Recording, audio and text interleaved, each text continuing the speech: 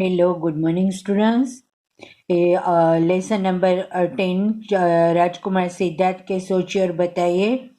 मैं अभी आपको भेज दूंगी। अभी इसकी पीडीएफ भी भेज दूंगी। फिर अभी ये चैप्टर नंबर 11 चंद्रशेखर वेंकट रामन हम पढ़ते हैं। ये एक साइंस बेस लेसन है, ये प्रेरणात्मक लेख है।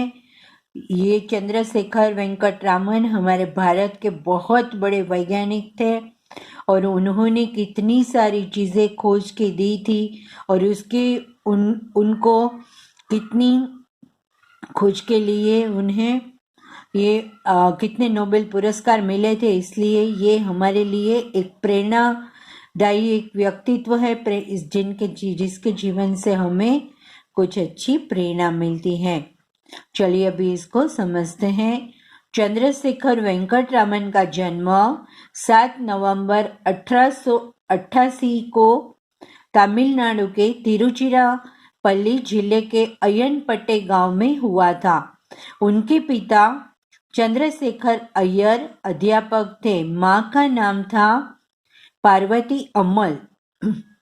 बचपन से ही रामन पढ़ाई में होशियार थे और कक्षा में ऐसे प्रश्न पूछा करते थे कि अक्सर उनके अध्यापक चकित हो जाते।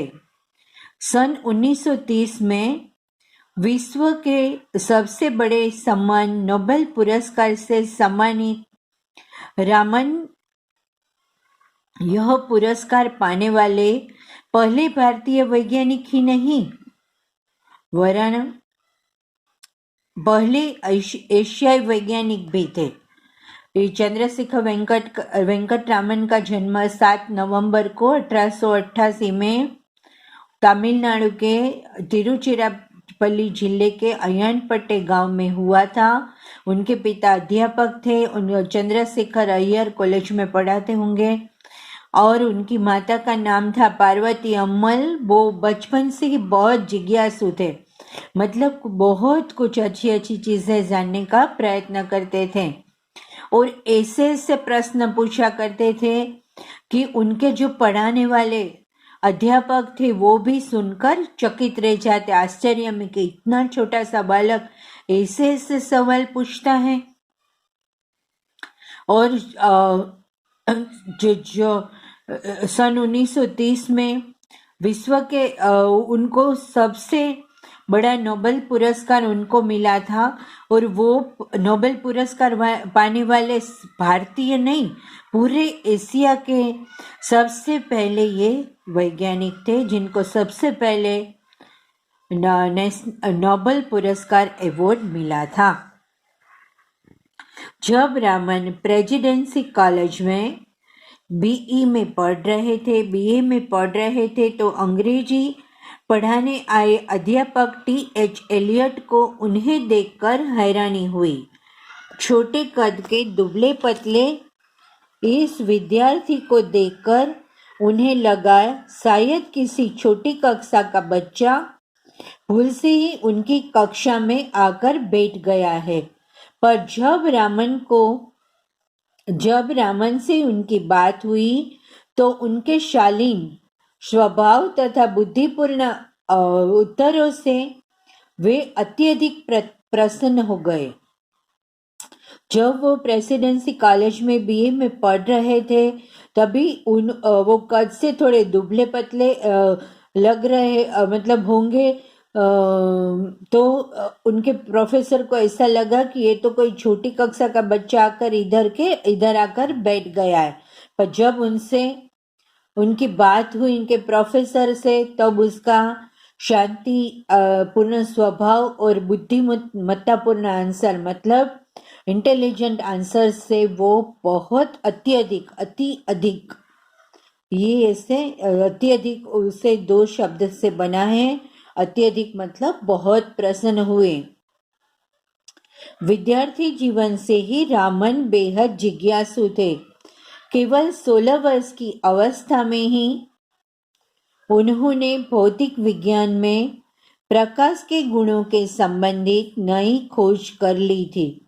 इस पर लेख लिखकर उन्होंने प्रोफेसर जॉनसन को दिखाया।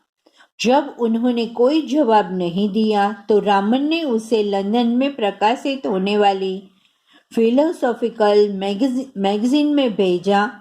पत्रिका में उस लेख के छपते ही रामन की कीर्ति चारों ओर फैल गई। प्रसिद्ध वैज्ञानिक लॉर्ड रेले से उनका पत्र व्यवहार शुरू हुआ। शुरू में तो लॉर्ड रेले उन्हें प्रेसिडेंसी कॉलेज का प्रोफेसर समझ बैठे थे, पर बाद में जब वास्तविकता पता चली तो उन्होंने इस विलक्षण छात्र की प्रतिभा की खूब प्रशंसा की। मतलब अभी मैंने आपको समझाया कि बेहद जिज्ञासु थे, उसको कुछ न कुछ जानने की बहुत अच्छी इच्छा हुआ करती थी, जिज्ञासु थे, प्रश्न पूछकर को ये नॉलेज उनके बहुत अच्छी थी और बहुत छोटे थे, 16 इयर्स के, तब उन्होंने प्रकाश के गुणों के संबंधित नई खोज कर ली थी। जब भी उन्होंने एक लेख लिखकर प्रोफेसर जॉनसन को ये दिखाया, पर उन्होंने शायद कुछ हुआ होगा, उन्होंने जवाब नहीं दिया, तो लंदन से प्रकाशित होने वाली एक मैगजीन थी फिलोसॉफिकल, उसमें इन्होंने ये लेख भेजा तो इनके छपते ही उनकी कीर्ति चारों ओर फैल गई। मतलब वो बड़े फेमस हो गए और प्रसिद्ध वैज्ञानिक लॉर्ड रेले से उनका पत्र व्यवहार शुरू हुआ। मतलब वो भी उनसे जो ज्यादा होते हैं उनके साथ वो पत्र व्यवहार किया। तो उनको तो पहले लॉर्ड रेले को तो पहले ऐसे लग रहा था कि जैसे कि ये प्रेसिडेंसी कॉलेज का प्रोफेसर समझते थे। फिर उनको पता चली तो उन्होंने ऐसे विलक्षण छात्र की बहुत प्रशंसा की, तारीफ की कि इतने ऐसे छोटे विद्यार्थी में इतनी सारी नॉलेज है। तो वे बड़े खुश हो गए कि जिनकी बुद्धि इतनी अच्छी है, वो बड़े खुश हो गए और उन्होंने उसकी तारीफ की। ये बहुत थोड़ा बड़ा लेसन है और समझने भी आपको थोड़ी दिक्कत होगी, इसलिए आधा चैप्टर का ही मैं आपको एक्सप्लेनेशन भेज रही हूँ। सन 1921 में शिकागो में होने वाली विश्वविद्यालय कॉन्फ्रेंस में रामन को कलकत्ता विश्वविद्यालय के प्रतिनिधि के रूप में भेजा गया। देखो, ये सन 1921 में जब ये पूरे मतलब विश्वविद्यालय कॉन्फ्रेंस जब हुआ, तब कलकत्ता के विश्वविद्यालय के प्रतिनिधि, मतलब उनको ये विश्वविद्यालय के प्रतिनिधि मतलब लीडर के रूप में उनको वहां पे भेजा गया। लौटते समय रामन का ध्यान भूमध्य सागर के नीले रंग की ओर गया। जब वो लौट रहे थे तभी ये जो सागर होता है भूमध्य सागर, उसके नीले रंग की ओर उनकी नजर गई। देखिए इनके कितनी अच्छी कैसे कितनी डीप मतलब वो सोच थी, जो अभी मैं आपको समझा रही हूँ। बचपन से ही वे सोचा करते थे कि आकाश और समुद्र का पानी इस कदर नीला क्यों हो जाता है। मतलब जब वो आकाश और समुद्र मिलते हैं, जब वो एंड होता है तभी ऐसा नीला जैसा मतलब डार्क ग्रीन जैसा, ऐसा ब्लू और ग्रीन का जो कॉम्बिनेशन होता है वो ऐसा नीला कलर का क्यों ऐसे लगता है, पानी डार्क ब्लू कलर का। उन्होंने तत्काल प्रिज्म निकाला, प्रिज्म अभी यहाँ पे इसे दिखाया है, और इसमें से उन्होंने देखने की कोशिश की और उससे झांक कर देखा। उसी समय उनके मुंह से निकला, अरे समुद्र का रंग तो अभी नीला दिखाई दे रहा है, यानी वह आकाश का प्रभाव नहीं है, यह नीलिमा तो पानी के भीतर से ही आ रही है।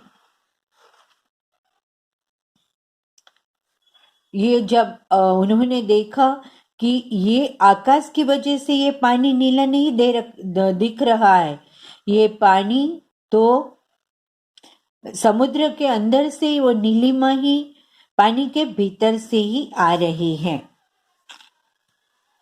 लौटकर रामन ने इस बात पर अधिक गहराई से विचार करना शुरू किया।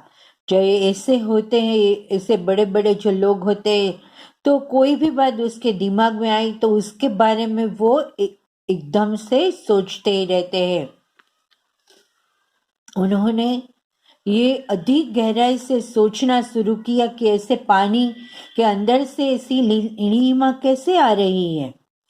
साथ ही उनके अनुसंधान भी निरंतर चल रहे थे, मतलब उसके रिलेटेड वो जो उसके प्रयोग थे, उस प्रयोग प्रकाश के संबंधित वो उसके बारे में आगे ही आगे वो प्रयोग भी कर रहे थे। रामन के प्रयोगों ने जल्दी ही यह बात सिद्ध कर ली कि अलग अलग माध्यमों से गुजरने पर प्रकाश की किरणों का रूप बदलता है। बहुत मामूली उपकरणों के बाद रामन का यह प्रयोग सफल हुआ। उन्होंने इस संबंध में अपना लेख नेचर पत्रिका में भेजा। इस लेख के छपते ही दुनिया भर में रामन की इस खोज की धूम मच गई। इसी पर सन 1930 में उन्हें विश्व का सर्वोच्च सम्मान नोबेल पुरस्कार मिला और प्रकाश किरणों पर इस प्रभाव को रामन प्रभाव के नाम से जाना गया। उन्होंने ये समुद्र में जो नीलिमा है वो पानी की वजह से ही आ रही है। तभी प्रकाश की किरणें जब अलग अलग माध्यमों से गुजरती हैं तो उनका जो रंग है, वो कलर है, वो बदल जाता है। उन्होंने ये बात सिद्ध कर दी कि ये जो नीलिमा है वो आकाश की वजह से नहीं है, पर आकाश में जो जब भी ये प्रकाश की किरणें पानी से होकर के गुजरती हैं तो इनका रूप बदल जाता है। और ये बात उन्होंने अपने प्रयोगों से सिद्ध कर दी और उसका जो ये प्रयोग था वो बहुत सफल हुआ। और नेचर पत्रिका में उनका जब लेख छपा तो ये लेख के छपते ही पूरे दुनिया में उनका नाम हो गया। देखो कितने फेमस हो गए। और रामन की इसी खोज की धूम मच गई। इसी पर सन 1930 में उन्हें विश्व का सर्वोच्च सम्मान नोबेल पुरस्कार मिला और प्रकाश की किरणों पर प्रभाव को इन्होंने प्रकाश की किरणों पर जो प्रभाव डाला, इसके लिए इसको रामन प्रभाव के नाम से जाना गया।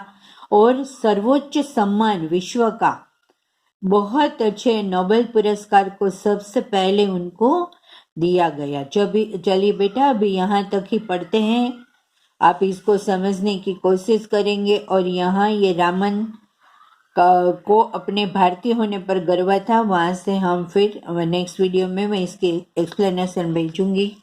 ठीक है, ये थोड़ा डिफिकल्ट है और इसको समझने की कोशिश करना। Take care and bye.